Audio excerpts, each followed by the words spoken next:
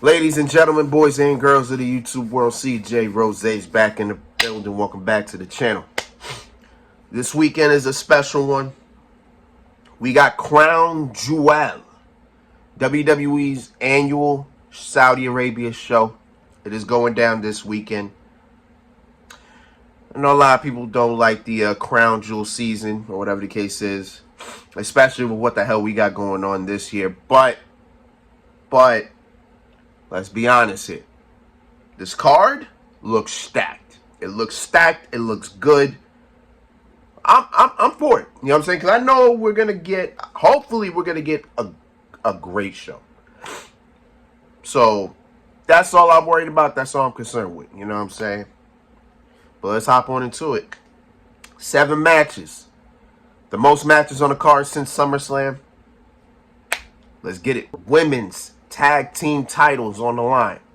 Bianca Belair and Jade Cargill will defend against Io Sky and Kairi Sane from Raw, Lash Legend and Jakar Jackson from NXT, and Chelsea Green and Piper Niven from SmackDown. So essentially, every brand is represented in this match. No matter which show the women's tag champs go to, these were the teams that they were beefing with. So we was just like, just put them all in a match. let's just make this as wild and nuts as possible. And this is where we are. This is where we are. So in my reality, in my fantasy, I have Jakar Jackson and Lash Legend winning these tag team championships. I ain't gonna lie to you. Like, listen, Bianca and Jade, those are my girls. You know what I'm saying? But it's about time we let the young ones eat. You know what I'm saying? It's about time we give some new blood on the scene, right? Chelsea and Piper Niven already been tag champions. Io Sky's been tag champ. Kairi Sane's been tag champ. Jakar and Lash have not tasted gold yet. They haven't tasted success yet. It's about time we give them that. They've been looking good. Let's give them some. And this is what we give them. But that's my reality. It's my fantasy, right? In this reality, I don't really see the tag champions losing. I ain't gonna lie. I don't see them losing these belts. So I kind of got the tag champions retaining. But my dark horses, though, are metaphor. Those are my dark horses. Like 100%. If they win, I'm going crazy. Because you want to know why? Because at the end of the day, so is this. You know what I'm saying? It never changes. It's always this, okay? Always. Yes.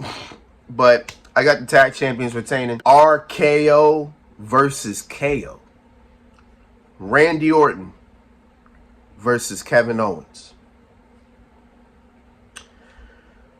So Kevin Owens' heel turn happened in probably the weirdest way, right? So this happened after Bad Blood, when Cody Rhodes and Roman Reigns beat Jacob Fatu and Solo Sikoa in a tag match. Cody Rhodes was going to his bus. Then Kevin Owens approached him. Now, mind you, this was never shown on the show, and this was never shown after. So fans recorded this and they posted it. So we don't know what was said. We don't know the type of conversation that was given. We just know that Cody looked kind of visibly mad.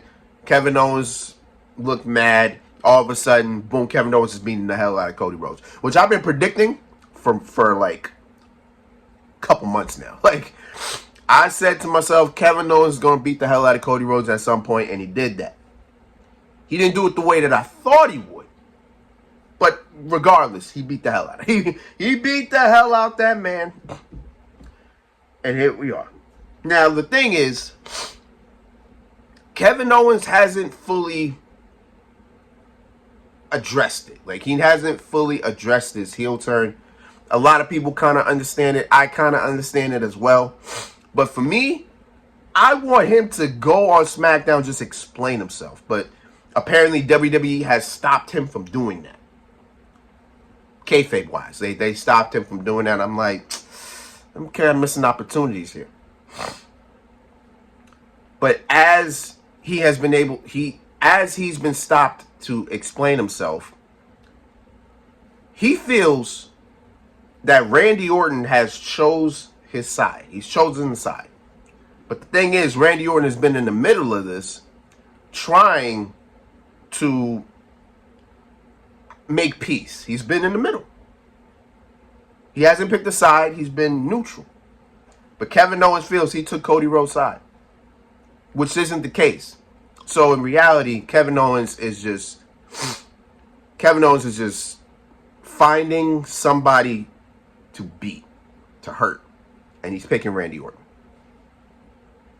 Randy Orton's been asking for Kevin Owens. And last week on SmackDown, Triple H gave him Kevin Owens. But Triple H is warning Triple H is warning Randy Orton, just be careful what you wish for. So with that, it's giving me a thought process that Kevin Owens may do something to Randy Orton in this match. I don't know what it is,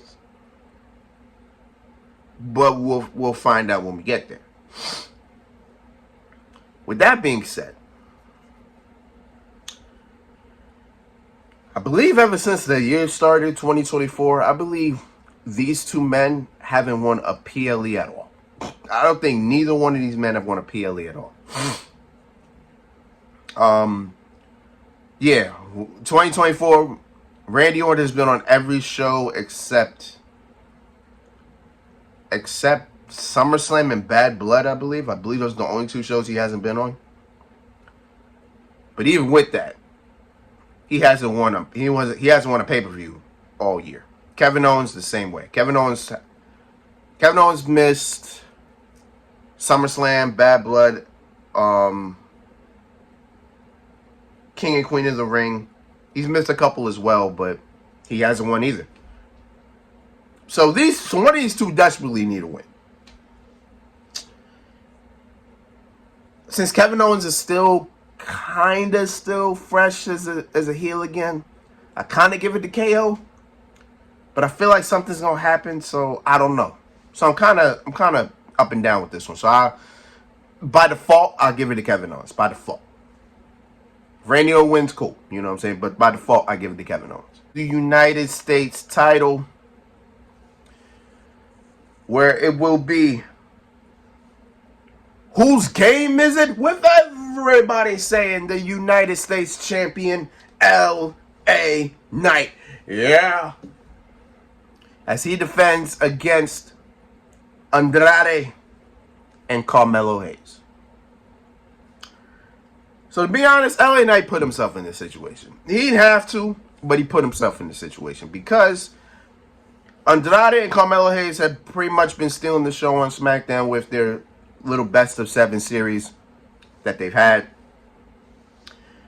Tied at 3-3. We head to the 7th match.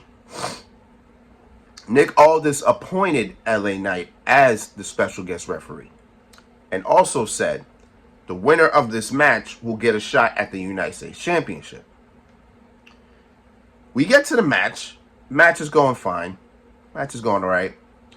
Till LA Knight takes it upon himself and pretty much beats the hell out of both men. And pretty much makes it a no contest. So we had no winner. And we still don't to this day. So then Nick Aldis said, you know what? You got both of these men for the U.S. title at Crown Jewel. I'm like, LA Knight's what you get. That's what you get. You should have never did that, bro. It's your fault. But, okay. In my reality again, I got Carmelo Hayes walking out United States champion. In my reality, my fantasy, I got Carmelo Hayes walking out United States champion. Without a doubt. I got that man winning gold finally on the main roster. That's just me. You know what I'm saying? That's just me. That's how I go about it. But other than that, I really don't see anything that kind of tells me that LA Knight is losing his title. So I kind of got LA Knight retaining. Yeah, it's got LA Knight retaining. Like, again, if anything happens, it happens, you know. But for me personally, I kind of have LA Knight retaining the U.S. title.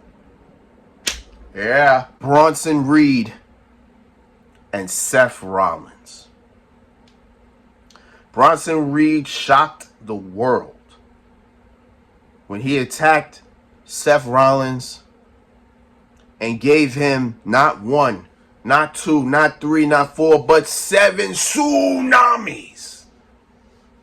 Taking Seth Rollins out of action for a couple of months. Then, about a couple weeks ago, Seth Rollins came back and cost Bronson Reed the last monster standing match. And that has led us to this. This has led us to tomorrow, where we will finally see these two go one-on-one. I said that what Bronson Reed and Braun Strowman were doing, that elevated Bronson Reed to higher mid-card, like upper mid-card. To that point where he's sniffing the main event. This rivalry with Seth Rollins has now kind of taken him to main event. It's like he's now knocking at the door. He's now waiting for the door to open. Bronson Reed is main event. That's just how I'm seeing it. Because I like this rivalry. I really do. I like it. I'm glad that Bronson Reed is finally getting the look. You know, I appreciate that. I always thought Bronson Reed was really good. So now he gets to show it against quite possibly the best worker in WWE right now in Seth Rollins, right? With that being said, I don't know if this is a one-off, if we're going to have another match. So that's the thing, right? If it's not a one-off, I got Bronson Reed winning. I ain't going to lie to you. I got Bronson Reed with the upset. If it's a one-off, then I got Seth Rollins winning. So it all depends on where they go from here. But really, I got Bronson Reed. I got Bronson Reed with the upset. I do. I think Bronson Reed needs this. I think if he beats Seth Rollins, forget knocking on the main event, he will be in the main event. But that's a huge win. It's Seth Rollins. It's your workhorse. You know what I'm saying? So, to me, I got Bronson Reed with the upset, but I kind of also see Seth Rollins getting the W as well. Getting his revenge. So, now you know what? I'll go with Seth Rollins. I guess I'll go Seth Rollins. But part of me got Bronson Reed with the upset. The first of 2 matches to determine the first ever Crown Jewel champion. First for the women. We got the Women's World Champion Liv Morgan versus the Women's Champion Nia Jax.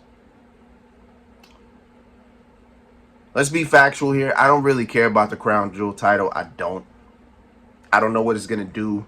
I don't know what it's supposed to do. But I don't really care about it. Right? So let's just get that out the way. Let's just get that out the way. But in terms of these two, this year, 2024 and Saudi Arabia for both of these women have been great.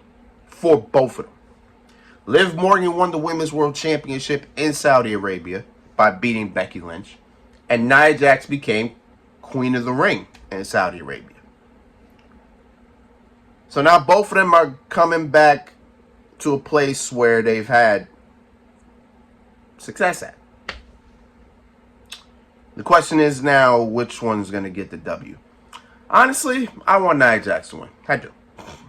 I want Nia Jax to win because she's looked dominant all year. Like, literally, she came into this year just looking dominant. So I want that to continue for her. Liv Morgan, you know, for Liv Morgan. Liv Morgan did make some news, though, this week because her and Raquel went to NXT because Rhea Ripley went to NXT to show love to Zarya as she made her in-ring debut. And they beat the hell out of Rhea Ripley to the point where they showed Rhea. Rhea was a bloody mess. A bloody mess. And actually, Rhea Ripley actually is now legitimately hurt. So she'll be out for some time. So I guess we'll see when she comes back and when all this goes down. Finally. But no Rhea Ripley to stop them. So Liv and Raquel could go into Saudi Arabia. Hopefully get a win. I doubt they will. But again, I got Nia Jax winning. But on Nia's side, there is Tiffany Stratton. There is Miss Money in the Bank. So maybe she can do something. Maybe there's something that can happen there. Only time will tell. But overall, I got Nia Jax winning because I don't really see Liv Morgan beating Nia Jax. Unless Raquel just comes out of nowhere and just does something. Like she just shows off her freakish strength and just slams Nia Jax something. Then Liv takes advantage of something. I don't know. But on paper, I got Nia Jax winning. And in my reality, I got Nia Jax winning. So I got Nia Jax winning. If Tiffany wins the Women's World title or cashes in, hey, it is what it is. But then again, that takes away from the Nia Jax Tiffany Stratton story. So that really wouldn't make much sense to do. So I'm taking that aspect out completely. I got Nia Jax winning. Bloodline Civil War 2. As we got the current bloodline led by Solo Sikoa. I'm assuming Tama Tonga is going to be in it. And I'm not sure if Jacob Fatu is going to be in it. Or if it's going to be Tonga Loa, because they didn't really explain that. But I guess I'll explain it tonight. Because I didn't see spoilers. So I don't know. As they take on the reunited OG bloodline. With the tribal chief, the head of the table, the big dog, the OTC. Roman Reigns. As he teams up with Jimmy Uso and main event Jey Uso for the first time since 2022. Here we are. I made a video about this. I gave a little timeline about it. So in short, I'll say this. Solo Sikoa anointed himself the tribal chief pretty much on the SmackDown after WrestleMania. Tama Tonga made his debut that same night. Tonga Loa made his debut at Backlash. And Jacob Fatu made his debut a couple months after. And since then, this bloodline has been showing, or pretty much showing that they run SmackDown. Until SummerSlam came around. Roman Reigns made his return. Wants his Ulafala back. And wants the world to know that he is the only tribal chief. Then that bad blood, Jimmy Uso returned. Then told Roman, we need help. So Jimmy goes to the one person that he feels that can help them. It's his twin brother on Monday Night Raw. Jay wanted no part of the bloodline. Jay wanted nothing to do with it. Until he went to SmackDown, tried to confront his little brother about this bloodline, and tries to say, yo, let's do right by the family. Solo said, I am. But the only thing Jay did was provoke that bloodline. And as a result of that, bloodline went on Monday Night Raw, and they cost Jey Uso the Intercontinental title. So now Jey Uso is in the thick of it. Period. The Usos reunited. Jay and Roman are going to have a talk tonight. So we'll see how all that goes. But that's a little bit of a summary of what's been going on. Personally, and I said it in the video, I have no idea who wins this match. I don't. Because me personally, this current bloodline need a win. Like, they need a win. Like, they need something. Like, again, their only wins that they have, legitimately their only wins, are Backlash, where they beat Randy Orton and Kevin Owens, Money in the Bank, where they beat Cody Rhodes, Kevin Owens, and Randy Orton, and when they won the tag titles. Other than that, they don't have many wins to their name. And Solo Sikoa walking around calling himself the Tribal Chief. Yeah, brother, y'all haven't won anything in I don't know how long. So I want to give them a win just so I can make Solo as big of a threat as possible when he finally faces Roman Reigns. I don't know when that match is going to happen. But based on the timeline, it's looking like WrestleMania, honestly. It's looking like it might be WrestleMania. I don't know. But I want to make Solo as big of a threat as possible. So I want them to win, but I feel like they won't. Because the OG Bloodline's coming back for the first time in 2 years. I kind of have them winning, right? So by default, I got the OG Bloodline winning.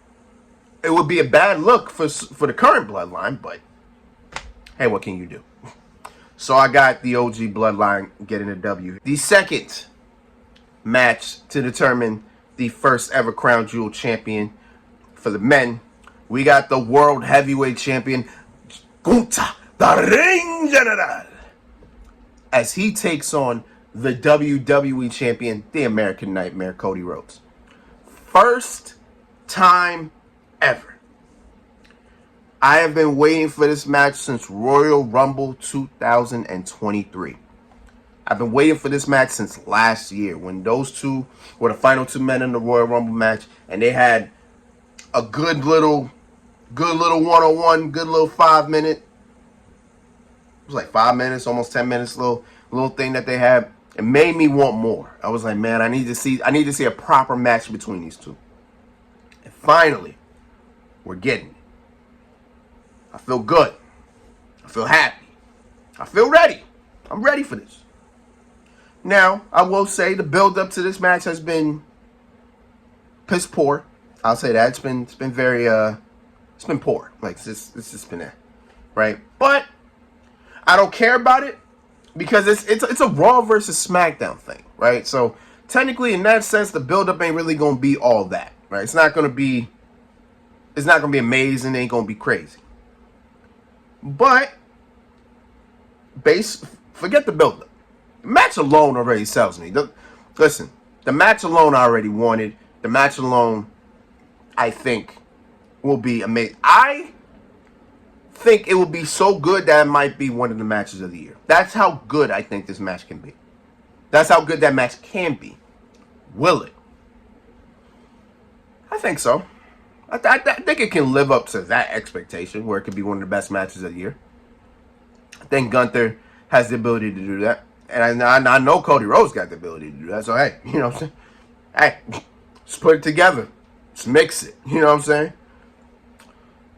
Now, see, my thing is who wins. See, now that's been the question I've been trying to figure out. Who wins this match? Because if we're talking about these two specifically, as it has been said, Gunther has only been pinned 3 times in his WWE career. Ilya Dragunov, Braun Breaker, and Sami Zayn are the only 3 men to have ever pinned Gunther. Clean. Cody Rhodes, however, ever since he's come back in 2022, I believe he's only lost clean.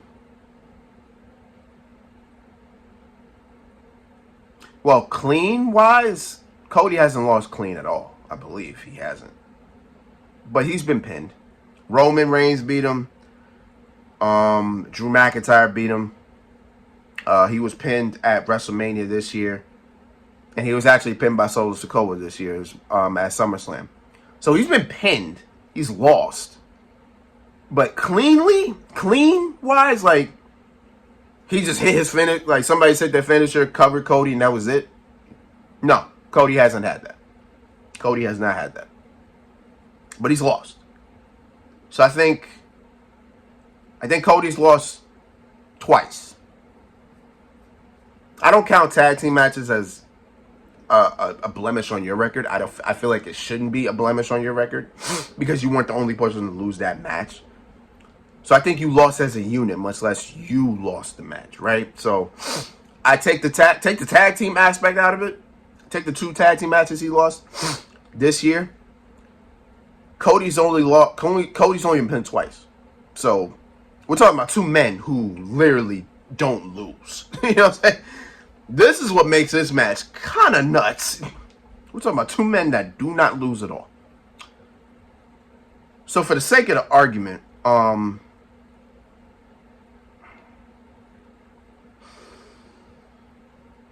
kind of have Cody winning. I hate to say it. I really hate to say it because I never bet against Gunther. It's hard. Like, it is a difficulty to bet against Gunther. But I kind of have Cody win. I feel like WWE going to give Cody the win. I feel like they will. I feel like you should give Gunther the win, though. Just off the strength. But I feel like they'll give it to Cody.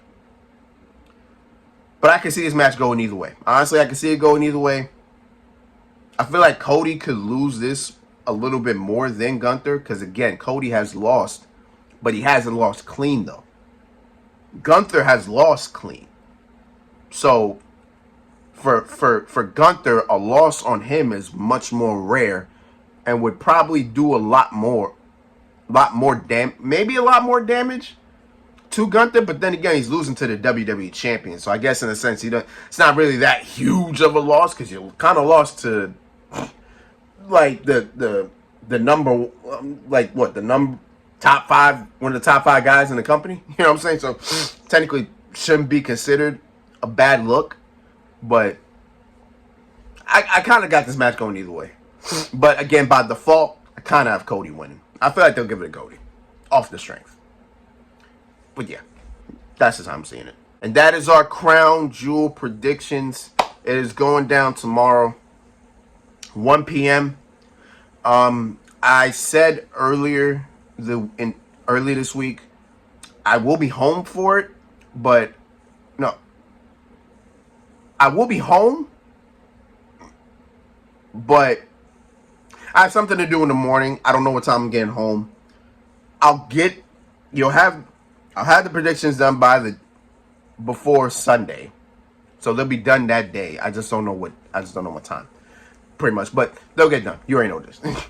But until next time, peace, love, 100. Hear it?